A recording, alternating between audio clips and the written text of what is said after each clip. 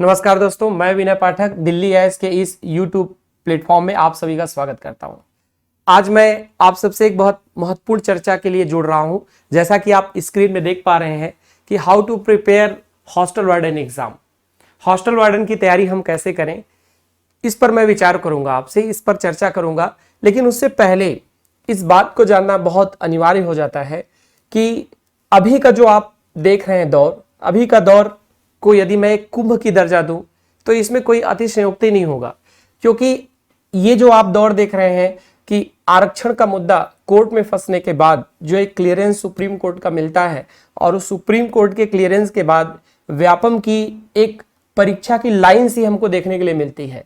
यानी ये एक ऐसा परीक्षा का कुंभ है जिसमें यदि आप स्नान करके सही समर्पण और सही मन से यदि आप स्नान करते हैं तो जैसे कुंभ स्नान से यदि अपने आप को समर्पित करके हम पाप से मुक्ति प्राप्त कर सकते हैं, तो उसी प्रकार से यदि आप सही तैयारी और सही रणनीति के माध्यम से यदि आप इस परीक्षा में बैठते हैं या सही आपका गाइडेंस, सही आप दिशा में रहते हैं, तो निसंदेह आप इस बेरोजगारी रूपी पाप से मुक्ति प्राप्त कर सकते हैं।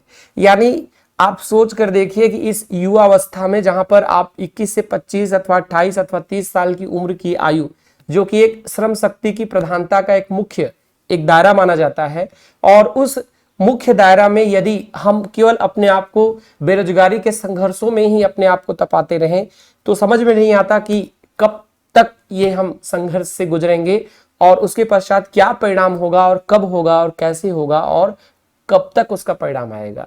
तो बहुत अच्छी खबर यह है कि व्यापम इवन पीएससी के भी बहुत सी परीक्षाएं जो रुकी हुई, जैसे इंटरव्यू का रिजल्ट आना, अगले जो पिछला जो प्री हुआ उसका रिजल्ट आकर मेंस का एग्जाम होना। अभी हाल ही में आपको पता होगा कि एसआई का मेंस का एग्जाम आयोजित हुआ जिसमें एक बेसिक टू मॉडरेट लेवल के क्वेश्चन हमको देखने के लिए मिले। बहरहाल उन सब मुद्दों से हटकर जैसा कि मैं आपको स्क्रीन में आप देख पा रहे हैं हॉस्टल वार्डन की तैयारी को लेकर, तो यहां पर मैं इस मुद्दे पर रहूंगा कि हॉस्टल वार्डन, जैसा कि आप सबको पता है कि इस बार सीजीपीएससी के द्वारा 500 पदों के लिए हॉस्टल वार्डन की वैकेंसी आई। कुछ कारणों के चलते उसे पोस्टपोन किया गया है, लेकिन उसका पोस्टपोन होना आप अपने शिथिलता का पर्याय मत समझिए। यानी आप किसी प्रकार से अपने अंदर ढीलापन या अरुचिकर पढ़ाई या जब आएगा तो देखेंगे इस प्रकार की परिस्थितियों को जन्म न दे। क्योंकि कई बार ऐसा देखा जाता है कि जब आयोग अथवा व्यापम या परीक्षा लेने वाली एजेंसी किसी प्रकार से परीक्षा को डिले करती है या वो परीक्षा को थोड़ा पोस्टपोन कर रही है या एग्जाम का रिजल्ट रुक रहा है या कुछ डेट आने में इशू आ रहा है, तो उसमें क्या होता है कि आप अपनी उस निरंतरता को खो देते हैं जो आपकी सफलता के लिए अनिवार्य होती है। तो यहां पर आपको एक मेंटेन प्रिपरेशन की जरूरत है। यानी आप एक बहुत ही एक सेल्फ डिसिप्लिन मैनर में आप स्टडी करें, स्व अनुशासित शैली में आप अध्ययन करें। क्योंकि जब तक आप स्व अनुशासित शैली में अध्ययन नहीं करेंगे तब तक आज के इस कंपटीशन के दौर में संभवतः सफलता मिलना बहुत मुश्किल हो जाता है। तो यहां पर हॉस्टल वार्डन की तैयारी के लिए हम क्या चीजों को अपनाएं कि हमको एक बेहतर से बेहतर, या हम कह सके कि अपने सिलेक्शन को वहां पर सुनिश्चित कर पाए। देखिए यहां पर कुछ पॉइंट मैंने यहां पर ऐड किए हुए हैं कि आपको हॉस्टल वार्डन की तैयारी चाहे आप किसी संस्थान से जुड़कर करें, चाहे आप खुद से सेल्फ स्टडी के माध्यम से करें, संस्थान से भी जुड़ रहे हैं तो चाहे ऑफलाइन करें या ऑनलाइन करें, ये मायने रखता है, लेकिन ये सेकेंडरी हो जाता है। प्राइमरी सबसे ज्यादा इंपॉर्टेंट ये है कि आपके पास इन सब बातों की प्राथमिकता होनी चाहिए। आप जिस भी वे को चुने तैयारी को लेकर, इसमें आपके पास सिलेबस की पूरी जानकारी होनी चाहिए। जैसे मैं एग्जाम्पल के लिए आपको बताऊं तो अधिकतर, जैसे अभी आप में से कई लोगों ने सपोज अधिकांशतः जो वीडियो देख रहे हैं ये सभी जानते हैं कि हॉस्टल वार्डन की वैकेंसीज जो है आई हुई है और अभी कुछ पोस्टपोन्ड है, आगे चलकर इसका एग्जाम होना है। तो यहां पर यदि आप समझ पाएंगे तो सिलेबस को आप, कई बार क्या होता है ना कि छात्र स्टूडेंट पूरा एक प्रॉपर स्टडी नहीं करते कि सिलेबस में दिया क्या है। जैसे एक एग्जांपल के तौर पर हम कभी कभी योग्यता और तार्किक विश्लेषण देखते हैं, मैथ्स रीजनिंग, ठीक है, लेकिन इस बार इसमें मैथ्स रीजनिंग कंप्लीट ना देकर केवल और केवल गणितीय योग्यता दिया हुआ है। तो आप सोचिए यदि आपको पूरे सिलेबस की जानकारी नहीं है प्रॉपर, तो आप क्या काम करेंगे, इसके लिए मैथ्स भी देखेंगे, रीजनिंग भी देखेंगे। तो यहां पर ऐसे रीजनिंग जो मैथ्स को कोरिलेट करते हो उनके आने की संभावना रहेगी, लेकिन टू द सिलेबस यदि हम कहेंगे तो रीजनिंग यहां पर क्या है, शामिल नहीं है। तो यहां पर आपको सबसे पहली आवश्यकता यह होगी कि आप सिलेबस में जाकर समझें कि आपको तैयारी के लिए क्या क्या करना है। जैसे मैं सिलेबस को भी यहीं पर आपसे डिस्कस करता हूं सबसे पहले कि सिलेबस में आपको अलग अलग सेगमेंट देखने के लिए मिलते हैं, जैसे कंप्यूटर का सामान्य अध्ययन, कंप्यूटर का जो जनरल अवेयरनेस कहा जाए, जनरल हम कॉन्सेप्ट कहेंगे कंप्यूटर का, वो कंप्यूटर किसी प्रोग्रामिंग लेवल पर ना होकर आपको बेसिक कंप्यूटर ऑपरेट करने से रिलेटेड आपको कंटेंट जानने की आवश्यकता है। तो यहां पर यदि आप देखेंगे तो आपको कंप्यूटर से 50 क्वेश्चन पूछे जाएंगे 50 अंक के, और इस 50 क्वेश्चन के 50 अंक वाले जो फॉर्मेट है, इसमें आपको मिनिमम 25 करेक्ट बनाने हैं, यानी आपको इसमें से 25 अंक या 25 क्वेश्चन को सही करेक्टली आपको क्या करना है, इसको अटेंड करना है। ठीक है।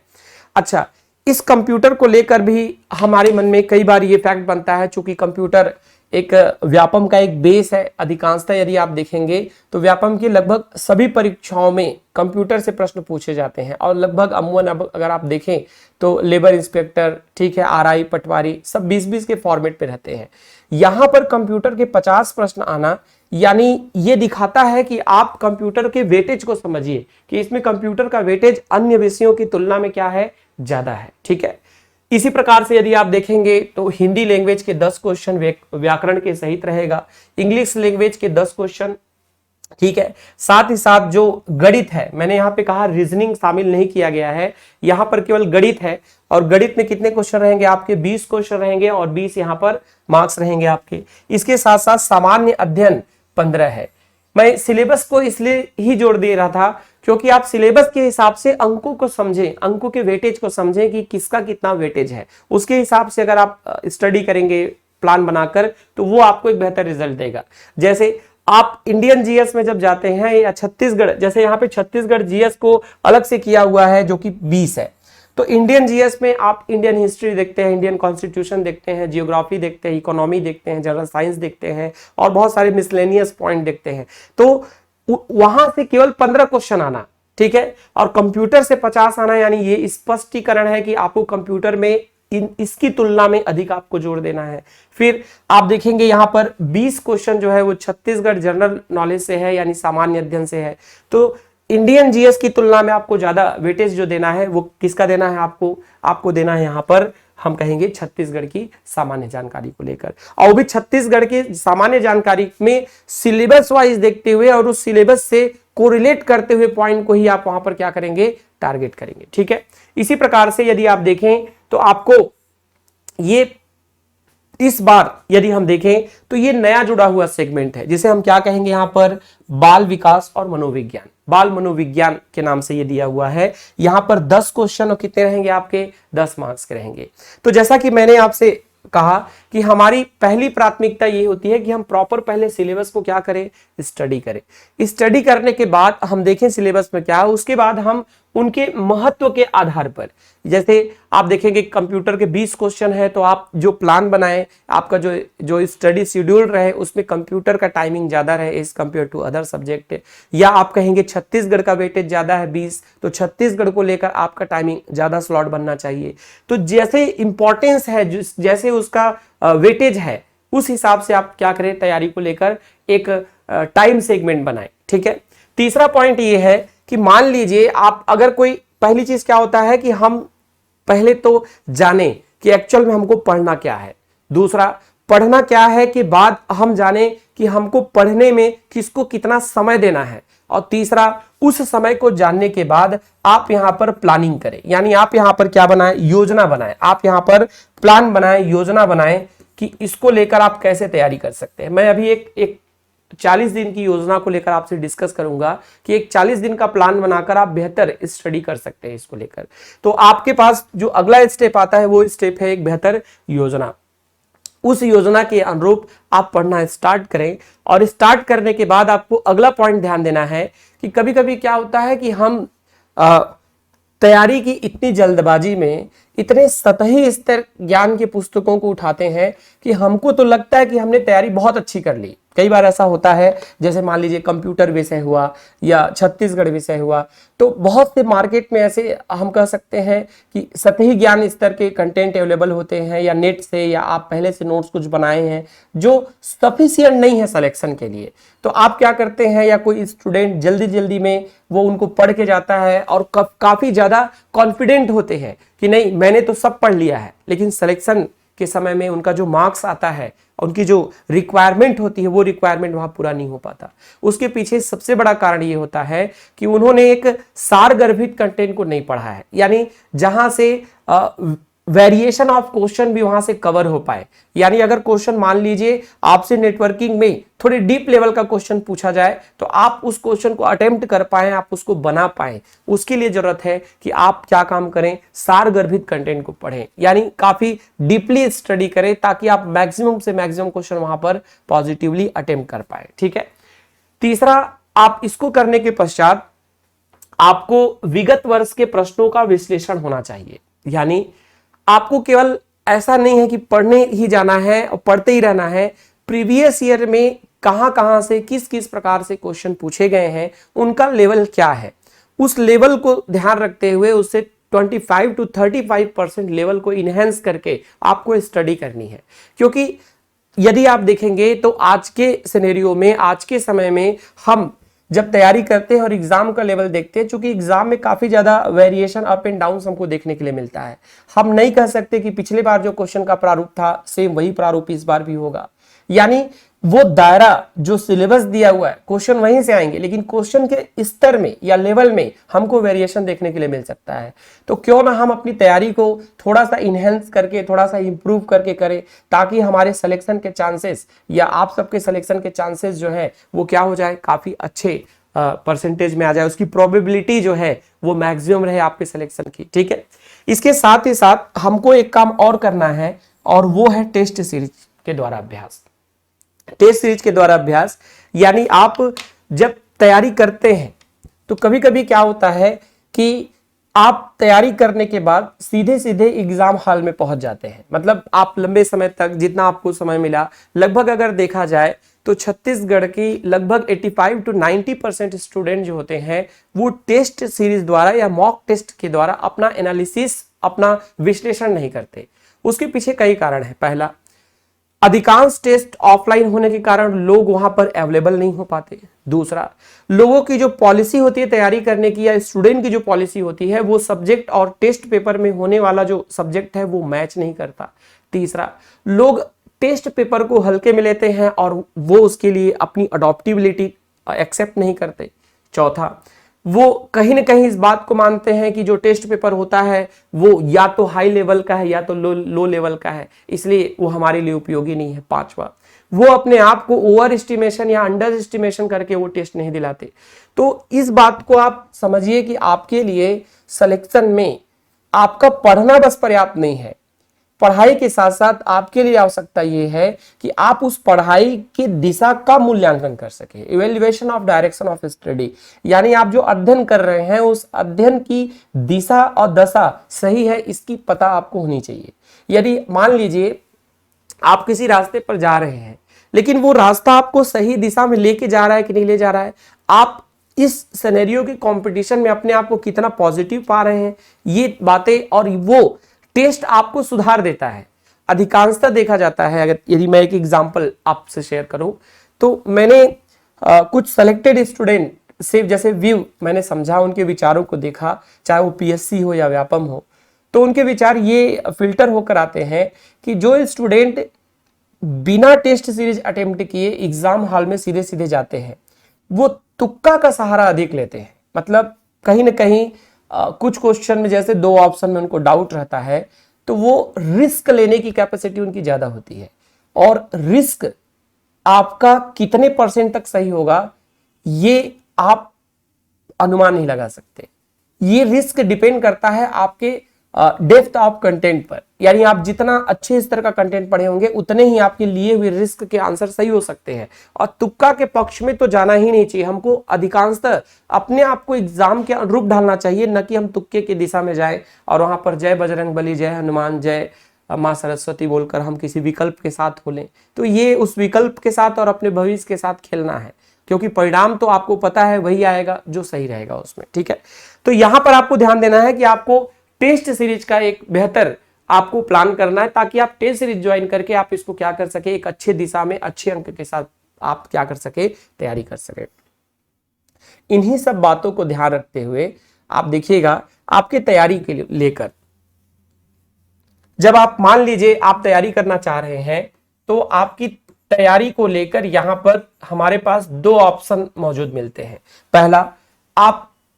सबसे पहला ऑप्शन ये है कि आप जो है सेल्फ स्टडी करें, यानी आप स्व अध्ययन करें। ठीक है, और जो दूसरा ऑप्शन है वो है कि आप किसी गाइडेंस में, अथवा आप कह सकते हैं मार्गदर्शन में, या मार्गदर्शन को मैं सीधे सीधे यहां पे कह सकता हूं कि इंस्टीट्यूट प्रोग्राम के द्वारा, इंस्टीट्यूट प्रोग्राम यानी क्लास प्रोग्राम से जुड़कर आप स्टडी कर सकते हैं। यदि आप सेल्फ की दिशा की ओर जा रहे हैं, देखिए सेल्फ की दिशा की ओर जा रहे हैं, यानी आप सोच रहे हैं कि मैं खुद से तैयारी करूं, सेल्फ स्टडी करूं, तो आप इस बात को ध्यान रखिएगा जो मैंने यहां पर पॉइंट बताया आपको, कि यदि आप कंटेंट सिलेबस को प्रॉपर जान सकें, यदि आप उसके वेटेज को आप अच्छे से भली भांति समझ सकें, और यदि आप सही समय अनुशासित होकर सही समय में सही रणनीति बनाकर स्टडी कर रहे हैं, और साथ ही साथ जो आप कंटेंट यूज कर रहे हैं पढ़ने के लिए, वो कंटेंट आपके सिलेक्शन के लिए सफिशिएंट है। ठीक है, और टेस्ट सीरीज के माध्यम से यदि आप जो है क्वेश्चन बनाकर आप अपनी अभ्यास कर पा रहे हैं, तो आपको इस दिशा में जाना चाहिए। ठीक है, बट इसके लिए सबसे बड़ी जो आवश्यकता होती है वो है आपका अनुशासन। यदि आप अनुशासित रहते हैं और यदि आपके पास इन सब चीजों की प्रचुरता है, जैसे मैंने आपको बताया कंटेंट अच्छे लेवल के हैं, क्योंकि आप मार्केट में चल रहे, या मैं कहूंगा मार्केट में सब कुछ अवेलेबल होते हैं। यदि आप सतही स्तर के मान लीजिए कंप्यूटर के बुक को आप पढ़ रहे हैं, तो वहां पर आपको एक कॉम्प्लिकेशन का सामना करना पड़ सकता है। तो यदि आप मान लीजिए जो IBPS के एग्जाम होते हैं स्पेशलिस्ट ऑफिसर के, उस स्पेशलिस्ट ऑफिसर के बुक को यदि आप प्रिफर करें अपने कंटेंट को इनहेंस करने के लिए, तो वो आपको बहुत पॉजिटिव वे में आपको क्या करेगा, कंप्यूटर में वेटेज आपका बढ़ाएगा। ठीक है, तो आप इस दिशा में जा सकते हैं। यदि आप किसी संस्थान से जुड़कर या संस्थान के माध्यम से तैयारी करना चाहें, तो संस्थान के माध्यम से दो वे बनते हैं, एक रहता है ऑफलाइन और दूसरा है ऑनलाइन। ठीक है, और ऑनलाइन की यदि मैं बात करता हूं, ऑफलाइन और ऑनलाइन में, तो यहां पर दिल्ली IAS एकेडमी के द्वारा एक प्रोग्राम लॉन्च किया गया है, जिसे हम यहां पर एकाग्र के नाम से जानेंगे। ठीक है, यानी हॉस्टल वार्डन को डेडिकेट करते हुए, जैसे कि मैंने पहले आपसे आवश्यकताओं पर विचार किया कि हमको किन किन बातों की आवश्यकताएं हैं, उनको ध्यान में रखते हुए एकाग्र का एक प्रोग्राम लॉन्च किया जा रहा है। यह एक ऑनलाइन बैच होगा, यानी इसे आप दिल्ली IAS एकेडमी के ऐप के माध्यम से ऑपरेट कर पाएंगे, ऐप के माध्यम से इसका बेनिफिट आप ले पाएंगे। यहां पर ध्यान देने वाली बात यह है कि ये एकाग्र 1 जून से प्रारंभ हो रहा है। यानी इस एकाग्र की अगर हम बात करेंगे, ये एकाग्र एक प्रोग्राम है, यानी एक योजना है जो आपको हॉस्टल वार्डन में मैक्सिमम से मैक्सिमम क्वेश्चन अटेम्प्ट करने और हॉस्टल वार्डन में एक अच्छी रणनीति के साथ तैयारी को लेकर ये आपको प्रेरित करेगा और आपको सहयोग करेगा। इस एकाग्र में किन किन बातों का समावेशन है, इस पर मैं एक बार विचार करता हूं आपसे।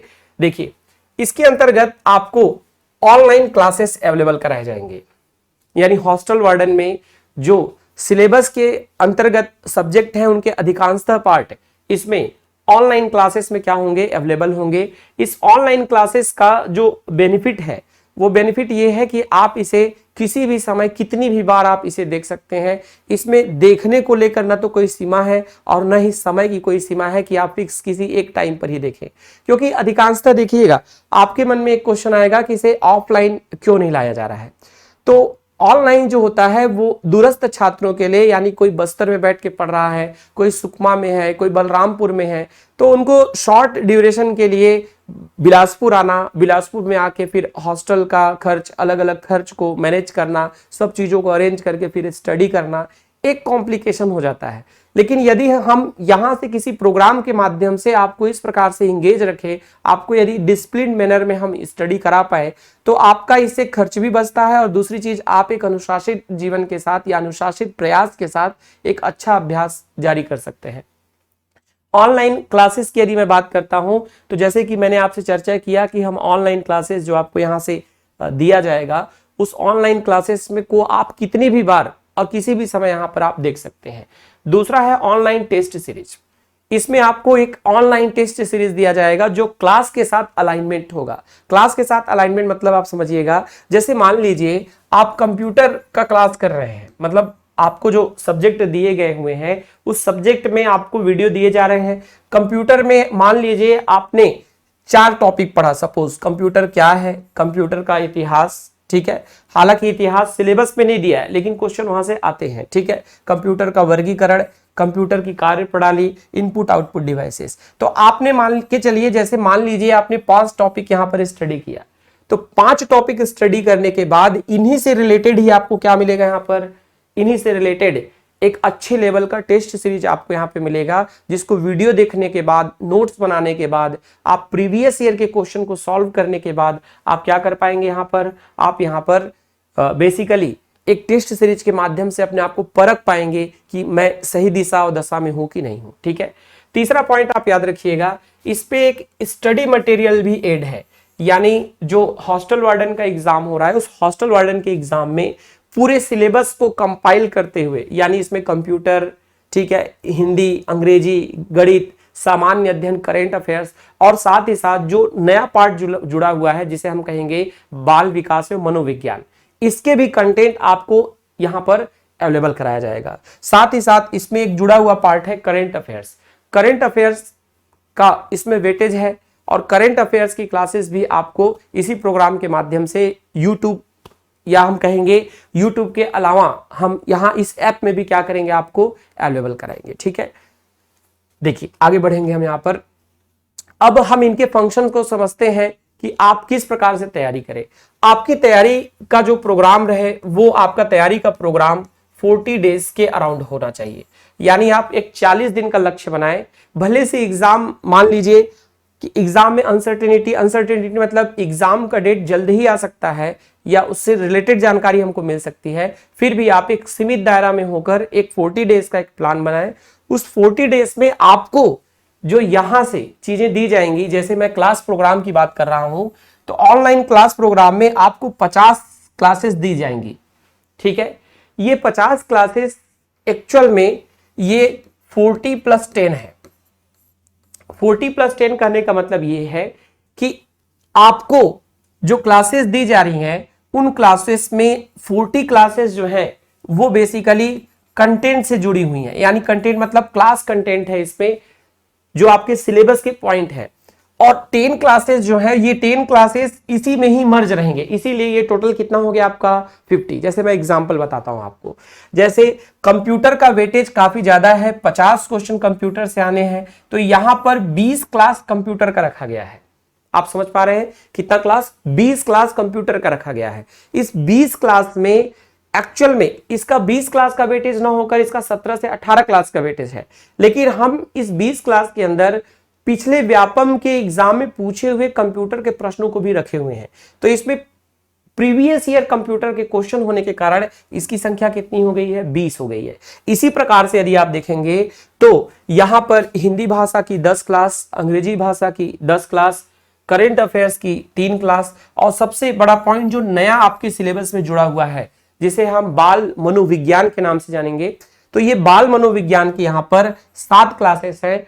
और इन क्लासेस में जो व्यापम ने बाल मनोविज्ञान के अलग अलग परीक्षाओं में, जैसे मान लीजिए शिक्षक भर्ती के परीक्षा में, ठीक है, या मैं बात करूंगा प्री बीएड के एग्जाम में, टेट के एग्जाम में जो क्वेश्चन आए हुए हैं उनके भी अभ्यास को यहां पर शामिल किया गया है। तो आपका टारगेट ये होना चाहिए कि आप पर डे एक वीडियो का टारगेट करें और साथ ही साथ उस वीडियो के लास्ट में जो क्वेश्चन दिए गए हैं उनको आप क्या करें, वहां पर टारगेट करें। जब आप अपने आप को सैटरडे संडे ऐसे इवेंट में फ्री पाए तो वहां पर आप 2 वीडियो का आप क्या करेंगे वहां पर टारगेट करेंगे। तो इस टारगेट के द्वारा आपको 40 दिन में आपकी पूरी क्लासेस जो है वो क्या हो जाएंगी, कंप्लीट हो जाएंगी। ठीक है, साथ ही साथ मतलब इसमें आपको 50 क्लासेस दी जा रही हैं और उन क्लासेस को यदि आप 2 स्थितियों में तैयारी कर सकते हैं। पहली स्थिति, मान लीजिए आप कोई जॉब में हैं, ठीक है, आप कोई अपनी आजीविका के लिए कोई किसी कार्य से जुड़े हुए हैं और उस कार्य के साथ आपको स्टडी करना है, तो आप एक वीडियो का टारगेट रखें, सैटरडे संडे को 2-2 वीडियो के टारगेट में जाएं। यदि आप किसी कार्य में व्यस्त नहीं है और आपसे मैनेज हो पा रहा है तो आप पर डे 2-2 वीडियो का टारगेट करें और 2-2 वीडियो के टारगेट के साथ ये क्लासेस जो है आपका 25 दिन में क्या हो जाएगा, कंप्लीट हो जाएगा। यानी आपके पास 25 दिन की क्लास कंप्लीट करना और 15 दिन फिर उसके प्रिपरेशन को लेकर रहेगा, यानी उसके रिवीजन को लेकर, उसकी पुनरावृत्ति को लेकर रहेगा।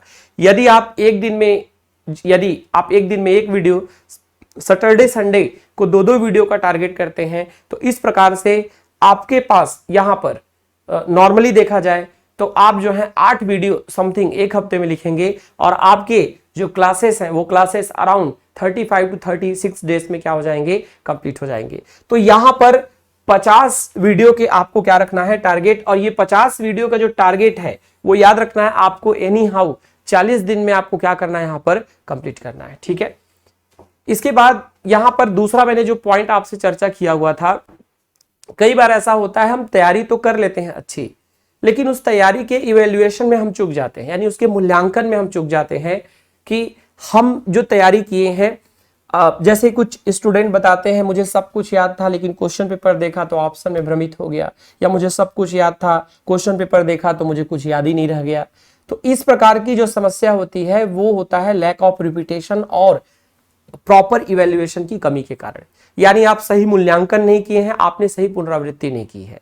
तो यदि पुनरावृत्ति बेहतर हो और उस पुनरावृत्ति बेहतर के साथ साथ यदि आप टेस्ट सीरीज से जुड़े, तो इसी को ध्यान में रखते हुए इस एकाग्र प्रोग्राम में टोटल 30 टेस्ट यहां पर रखे गए हैं। एकाग्र प्रोग्राम में हॉस्टल वार्डन के लिए कुल कितने टेस्ट रखे गए हैं, 30 टेस्ट यहां पर रखे गए हैं और इन 30 टेस्ट को भी इनके वेटेज के आधार पर जमाया गया। जैसे यदि आप देखेंगे कंप्यूटर के 50 क्वेश्चन है सबसे ज्यादा वेटेज, तो यहां पर 8 टेस्ट जो होगा वो किससे रिलेट करेगा, आपका कंप्यूटर से रिलेट करेगा। इसी प्रकार से सामान्य अध्ययन से 4 टेस्ट, ठीक है, छत्तीसगढ़ सामान्य अध्ययन से 4 टेस्ट, गणित से आपको 4 टेस्ट, करेंट अफेयर्स से आपको 4 टेस्ट, भाषा से आपको 2-2 टेस्ट और साथ ही साथ बाल मनोविज्ञान में आपको कितने मिलेंगे, 2 टेस्ट। इस प्रकार से कुल 30 टेस्ट का एक प्रारूप यहां पर डिसाइड किया गया। आपको टोटल यहां पर इसी प्रोग्राम के साथ, जिसमें आपको ऑनलाइन क्लासेस मिलने वाली है, जिसमें आपको स्टडी मटेरियल मिलने वाला है, आपको ऑनलाइन करंट अफेयर से कंटेंट मिलने वाले हैं, उसी में आपको ऑनलाइन जो है यहाँ पर टेस्ट सीरीज की अवेलेबिलिटी भी रखी गई है। तो मेरे अनुमान से और मेरे हिसाब से यदि आप ऑनलाइन के प्रोग्राम करें तो इस ऑप्शन को ले सकते हैं, अथवा यदि आप सेल्फ से स्टडी करें तो आप इस बात को पहले आश्वस्त कर ले कि आपके पास जो कंटेंट है वो कंटेंट एक बेहतर हो, एक अच्छे स्तर के हो। जैसे मैंने बताया कि आप कंप्यूटर के कंटेंट को एक अच्छा बेहतर दिशा में लेके चले, मैथ्स के क्वेश्चन को एक अच्छे लेवल पर प्रैक्टिस करें। आप देख पा रहे होंगे कि मैथ्स के आजकल के जो क्वेश्चन पूछे जा रहे हैं वो काफी अच्छे लेवल का पूछा जा रहा है। तो यदि आप ऐसा करें तो ये कोई असंभव चीज नहीं है कि सेल्फ स्टडी से तैयारी नहीं हो सकती, बिल्कुल हो सकता है और लोग इससे सिलेक्शन लेते भी हैं। ठीक है, चलिए यहां पर इसी प्रोग्राम के साथ एकाग्र के नाम से एक और प्रोग्राम पैरेलली लॉन्च किया जा रहा है। ये भी आपका 1 जून को किया जा रहा है। खास बात यह है कि आपको पता होगा कि जो लेबर इंस्पेक्टर है, ठीक है, श्रम विभाग के द्वारा, मतलब व्यापम इस एग्जाम को ऑर्गेनाइज कर रहा है। ये श्रम विभाग में श्रम पदाधिकारी, श्रम निरीक्षक और श्रम उप श्रम निरीक्षक का पद यहां पर आया हुआ है, श्रम उप निरीक्षक का पद है। तो लेबर इंस्पेक्टर का एग्जाम आप जानते हैं कि इसका एग्जाम अभी हाल ही में डेट चेंज करके 24 जून 2023 को रखा गया है। और ये 24 जून 2023 में जो इस पेपर को रखा गया है, इस पेपर में आप देख पाएंगे कि आपको सिलेबस कुछ इस प्रकार से दिखता है, जिसमें एक सामान्य अध्ययन का टॉपिक है। सामान्य अध्ययन में 2 पार्ट बने हुए हैं, एक है आपका जीएस और दूसरा क्या है आपका सीजी। प्रीवियस ईयर में जाएंगे तो पहले इसका वेटेज कुछ दूसरा था, क्योंकि पहले यहां पर हमको श्रम विभाग से संबंधित जानकारी देखने के लिए नहीं पड़ती थी। तो यहां पर इंडियन जीएस और सीजीजीएस को मिलाकर टोटल 65 क्वेश्चन, कंप्यूटर की सामान्य जानकारी से 20 क्वेश्चन, योग्यता परीक्षण में आप याद रखिएगा इसमें 2 लैंग्वेज को भी शामिल किया गया है। एक है आपका जिसके अंतर्गत कहेंगे हिंदी, ठीक है, और साथ ही साथ इसमें क्या है आपका इंग्लिश। तो लैंग्वेज के यहाँ पर लैंग्वेज और मैथ्स को मिलाकर यहाँ पर 50 क्वेश्चन, और लास्ट है आपका श्रम विभाग से संबंधित जानकारी से 15 क्वेश्चन, 15 अंक के यहाँ पर आपके पूछे जाएंगे। तो यहाँ पर ये टारगेट किया गया है इस एकाग्र प्रोग्राम के अंतर्गत आपको लैंग्वेज के साथ साथ कंप्यूटर और इसके साथ साथ यहां पर जो 15 अंक के जो श्रम विभाग के प्रश्न बनेंगे, इस कंटेंट को यानी इससे रिलेटेड एक अच्छे स्तर के कंटेंट आपको एकाग्र प्रोग्राम में आपको अवेलेबल कराया जाएगा। यानी देखिए कंप्यूटर में दोनों के सिलेबस सेम है, चाहे वो आपके हॉस्टल वार्डन का हो चाहे वो लेबर इंस्पेक्टर के हो। तो यदि आप एकाग्र प्रोग्राम लेबर इंस्पेक्टर के लिए जुड़ते हैं तो आपको कंटेंट तो सेम मिलेंगे, बट आपका एक अलग बैच, अलग सेगमेंट होगा जिसमें टेस्ट पेपर भी आपके अलग होंगे। और यहां पर आपको एक्स्ट्रा जो चीजें हैं वो ये है श्रम विभाग से संबंधित जानकारी, इससे रिलेटेड भी कंटेंट आपको वहां पर अवेलेबल कराया जाएगा। ठीक है, तो ये एक बहुत अच्छा दौर है जिसमें बहुत सी परीक्षाएं अभी हाल ही में सामने आपको देखने के लिए मिल रही हैं, और इसमें यदि आप एक अच्छी रणनीति और अच्छे परिश्रम के साथ अपने आप को ढाल पाते हैं तो निसंदेह आप इस ड्यूरेशन के बाद एक अच्छे पद पर पदस्थ होंगे। चलिए फिर आपको बहुत बहुत शुभकामनाएं, आप अच्छे से तैयारी करें, और इससे अधिक कुछ जानकारी आपको आवश्यकता हो तो आप इस नंबर पर संपर्क कर सकते हैं। फिर मैं किसी दूसरे वीडियो के साथ, दूसरे टॉपिक के साथ आप सबके साथ जुड़ूंगा दोस्तों। धन्यवाद।